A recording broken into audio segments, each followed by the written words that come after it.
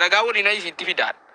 Namni abdii raggaa nuti miskiina ijoolleen mana madaamii miskiina garuu namni abdii raggaa isaatti dure sheekiin koree ta'e hojjetaa ture maallaqa irratti wal dhaban hattoota jechuudha jasbaa'ullaa dhugaa rabbi bor abdii raggaa isaan qabadhee dhufa bor abdii raggaa isaan fidee dhufaan miidhama abdii wanni na ajaa'ibe wanni na aarsen yeroo namni idda kaasee dubbatu dhugaaf dubbatan se aboo warni ingilatti hin kennin haadha roo tiiktookii warni ingilatti hin kennin ilaala ani yeroo namni idda kaasee dubbatu wajjinan dubbataa ture garuu hundi isaanii komishiina fudhatan namni abdii raggaa isaatiif viidiyoo waraabe attaa komishiinaa waraabe kaffalamee fi irraa naa kenni jedhanii waraabaa turan uummataa laphee hin baanne jechuudha. Garbin isitti hima uummataaf laphee hin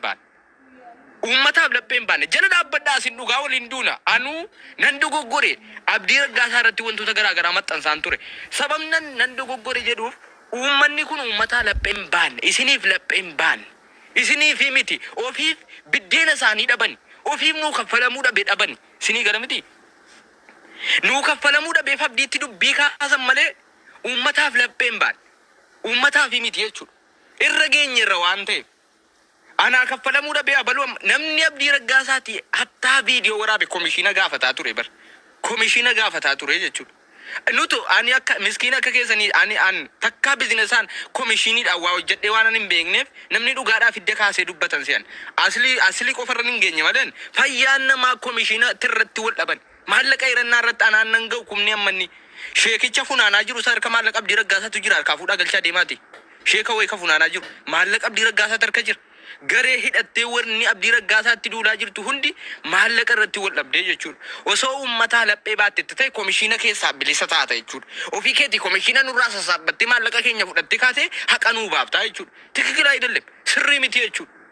Viidiyoo bahin booda sitti mamma firin jiru kan malee borittan deebi'a inni sun baay'ee biiziin jira ofii keetii maallaqa uummatarraa komishiiniidha jettee nyaattee borsaa kaattee kan abdii raggaasaa danuu guurame nuun jettee dhufteeti nu shawwadda jechuudha hattoota ullaa jasbaa konkoch mamma bayyaan galchaa nagalcheedha jira ragaan itti qaba jechuudha awwalee musammaa isin tuffattan awwalee musammaa guddi gaafa ajendaan ka'u natti bilbile abdii awwalee musammaa yaa tokkummaa waan akkasiitu jira jedhee icciitii danuu naa kenna aboo gurbaa kana namanu kana dura saasaa waliin dhaa ture akkanitti amanuu qabu jedheen irraa callise awwalee musammaarraa na tuttuqee ragaa naa ergee laawona shakkite kunoo ragaan jedhee awwalee musammaa naa ergaa ture jechuudha nan dide garuu wanti inni natti hime hundi isaa dhugaadha sababni abdii raggaasaatti duulamaa jiru komishiina irratti malee haqa uummataa barbaacha miti abbaa fedhe jala dhaabbachuu dandeenya nuti qalaaja quba keenya fakkeenyaaf asinii nuti komishiina nyaachuu ragaanaaf iddanii annamman gaditti ba'an annama abbaan fedhe na deebisuu miti dhugaa rabbii abbaan fedhe nan deebisu nan balleessa malee baduu hin danda'u asirraa hin beekitani humna qabna paaworii dhugaarra dhaabbannee hojjenna waan ta'eef asiliin komishiina fudhatee dubbate moo duwwaa dubbate waan jedhu fattashaa eegalee hin jira jechuudha fattashaa eegalee hin jira ammallee irra hin geenye waan ta'eef yoo asiliin komishiina fudhatee dubbateera ta'e waliin dhiibnu jechuudha walitti gadi baanaa jechuudha garuu hanga yoonaatti namoonni ustaazni viidiyoo waraabe hundi isaa komishiiniidhaan waraabe maallaqa hirachuu irratti wal lolan mucaan kun saamamuu keenya inni yoo nu saamellee warri komishiina fudhattu immoo dabaltee nu saamtee jechuudha nuti lammanuutu miidhamaa taane jechuudha kanaa mannaa miidhamaa dhumta nyaatu kati fayyaa maanu nyaattare maanu shawwadda sobdee boossee imimmaan sobaa dhangalaaftee abdii gubate jettee boossee nurraa maafunaan tare an guyyaati gubattu imimmaan boosee boo'e akkanitti viidiyoo waraabe hin beeku imimmaan qabachuun dadhabe namni akka koosii dhimme hattuu la ofii waraabdee barobboleessu komishiina shaqqaluu jette komishiina shaqqaluu jettee waraabdee jechuudha. Ani eega gaafa seetii si faana jira imimmaamni rakkoo keetti na caala namni kaffalee hin jiru jasba komishiina keetii waraabde boleessu abdiidhaaf miti shaqqalachuu waraabdee jechuudha. Donqooroochi dhugaa rabbi irra biiziin ta'e jechuudha. Maxxanseen kaase jechuudha guyyaa nama na kaasisiise jechuudha. Abdiin irra maxxansa irra deebi'een nu jechuudha. Sii galee rakkoon koo odeeffannoo miidiyaa nama amanee ittiin deemuudha jechuudha. An komishiinaan takkaa hojjedhee waan hin beekneef namni komishiinaan hojjetaatti hin beeku. Namni mee abdii raggaasaa ofitti waamaati namni viidiyoo sii waraabe namni sagantaa gargaarsaa sii funaansise namni maallaqa sirraa fudhate hin fudhatiin jira jedha gaafadhaan gaafa sana tokkummaa miti hundi sirraa fudhattee jirti ofii saamtee kaatee amma deebitee rabsiti maama bayyaa welkam dubbadhu waan dubbachuu ette biisiin jira waan ta'e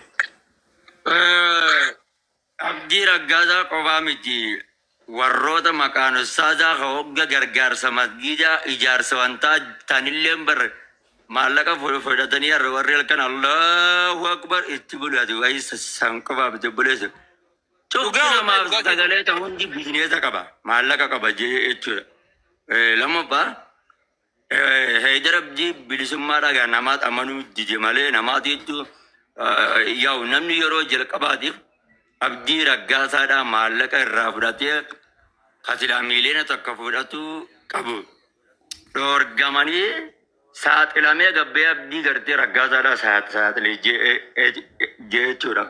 Irraan deebisee abaazitee irreen hundi isaaniitu turumbatu Muhammad Bayyaan bar Haydar Abdii bilisummaa lal bilbilaan faana dubbadhee maxxanseen ture. Maxxansa sanaa maxxansee akkan kaasu namni na dirqe na jeeqani baay'ee na jeeqani.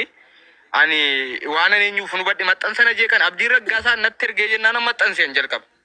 Siistem natti ergamnaan maxxansa sana akkan kaasu namoonni na danqani.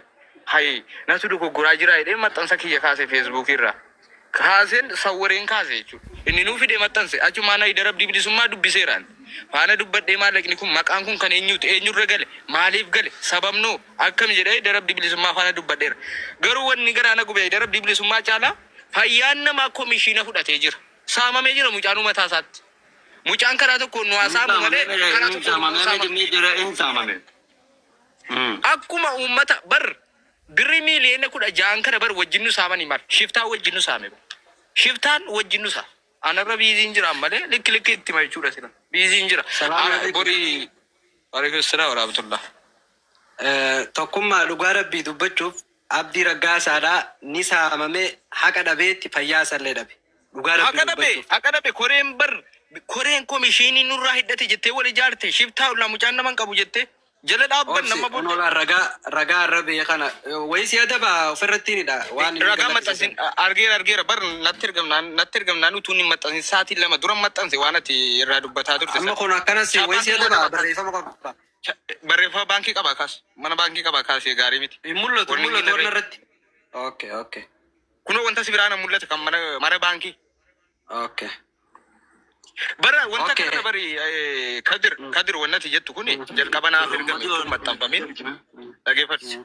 Jalqaba naaf ergame wannata amma dubbattu kun natu maxxanse sa'aatii anaa maxxanse sa'aatii 2 maxxanse Abdii Raggaasaa anaa ture nan kaase sabab nan kaasee fi Haydar Abdii bilisummaa faana waanan dubbadheen qaba jechuudha. Na walii bilbilee sa'aatii dheeraa fudhee Haydariin faana dubbadheera. Garuu Haydar qofa osoo hin taane wannatu hubachuu qabdu. Namoonni viidiyoo waraabuudhaa kaaftee dhimma kanarraa dubbataa turte maallaqa miiliyoona 6 nu saamte. Abdii qofa miti 16 kan nyaate Abdii qofa miti bar wajjin nu saamte. Darasaan asirra viidiyoo liigadi fiiddus wajjin nu saamte. Ani gaafa inni meedaa wamma kanan boo'ee ani mimmaan qunnaa tokkon buusee ani mimmaan kumtaala tokkon boo'ee warri jettu kun warra nu saamte irraayi sii galee. Dubbadhaan yeroo dheeraa qabu. Ittan deebi'e. Abdii fideen itti deebi'a booddee. Abdiin fide booddee. Okay, booda kootu kalaasayyee amma waa takka qofa wanti namaaf akka ifa ta'u qofa waa takka dubbadha. Ila jira keenya dhaggeeffadha. Uummanni kuni nama mucaa gartee eelaan gurraayyaa'u nama hospitaala keessa jirurraa komishiina fudhataniiti san isaan hanqatee akka warri isaan gargaarellee hin gaabbu mucaa kanarratti godhan jechuudha. Obboleessa obar ilma arra Abdii muslimaa hin ta'in dhiisi. Muslimas hin ta'in. Abbaa fedhe jala dubbicha namni nu hubachiisuu dadhabe malee. Dubbicha namni nu hubachiisu jalqaba mucaan miskiina nu hubachiisuu dadhabe malee. Abbaa fedhe jala dhugaan dhaabachuu nan danda'an. Abbaa fedhe jala dhugaadhaan nan dhaabbadha. Ajandaa isaatti bishaanis nu wanna qawaan inni soofaan fudhatee dhufe sii galee jalqaba nu hubachiisuu dadhabe. Kanaafuu amma laal tokkee kiyya wanni deemaa jiru iccitiin namni keenya miidiyaa kanarratti